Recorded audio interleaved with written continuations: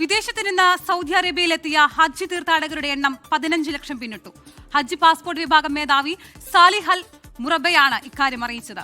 ഇതിൽ 14 ലക്ഷത്തിലധികം തീർത്ഥാടകരും വിമാനമാർഗമാണ് ഹജ്ജിനെത്തിയത്.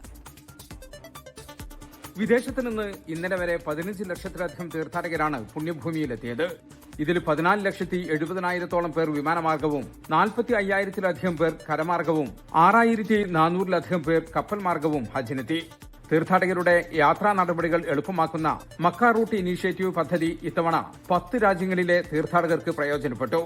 ആകെ എത്തിയ തീർത്ഥാടകരിൽ 30% പേരും ഈ പദ്ധതിയുടെ സൗകര്യം പ്രയോജനപ്പെടുത്തിയതായാണ് കണക്ക്. വിവിധ ഭാഷകൾ സംസാരിക്കുന്ന വിദഗ്ധരായ ഉദ്യോഗസ്ഥരെയും നടപടികൾ വേഗത്തിലാക്കാൻ അത്യാധുനിക മൊബൈൽ ടാബ്ലറ്റ് ഉപകരണങ്ങളും വിമാനത്താവളങ്ങളിൽ സജ്ജീകരിച്ചിട്ടുണ്ട്. Saudi data and artificial intelligence അതോറിറ്റിയുമായി സഹകരിച്ചാണ് ഡിജിറ്റൽ സംവിധാനങ്ങൾ ഒരുക്കിയത്. അതേസമയം ഹജ്ജ് നിയമങ്ങൾ ലംഘിക്കുന്നവർക്കെതിരെ കർശന നടപടിയുണ്ടാകുമെന്ന് അധികൃതർ ആവർത്തിച്ച് മുന്നറിയിപ്പ് നൽകി. അനുമതിയില്ലാതെ തീർത്ഥാടകരെ കടത്തുന്ന വാഹനങ്ങൾ കണ്ടുകെട്ടുമെന്നും നിയമലംഘകരുടെ പേരുവിവരങ്ങൾ പരസ്യപ്പെടുത്തുമെന്നും ജവാസാത്ത് മേധാവി വ്യക്തമാക്കി. 24 ജിദ്ദ. ലോകത്തെവിടെയായാലും ഏത് സമയത്തും 24 വാർത്തകളും ഓഗ്മെന്റഡ് റിയാലിറ്റി പാക്കേജുകളും എക്സ്പ്ലെയിനറുകളും വിശദമായി കാണാൻ ഞങ്ങളുടെ യൂട്യൂബ് ചാനൽ നിങ്ങൾക്ക് സബ്സ്ക്രൈബ് ചെയ്യാം.